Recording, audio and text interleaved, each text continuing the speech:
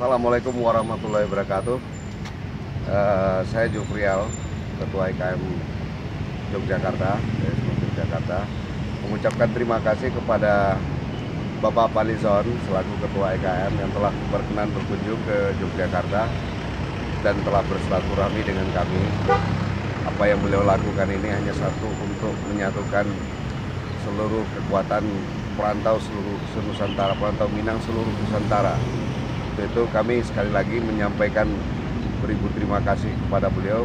Apa yang telah beliau perjuangkan ini, semoga kita seluruh perantau mendukung secara bersama-sama agar tercapai apa yang telah beliau inginkan, bahwa beliau menginginkan perantau seluruh Indonesia dapat bersatu, perantau Minang seluruh Indonesia dapat bersatu dalam membangun bermuara kepada pembangunan Sumatera Barat, Minangkabau yang kita cintai. Sekian, sekali lagi kami ucapkan terima kasih kepada Bapak Ketua Umum, Pak Wilson. Semoga beliau sukses dalam keadaan sibuk apapun, beliau menyempatkan diri untuk berkunjung menemui perantau seluruh Indonesia. Terima kasih.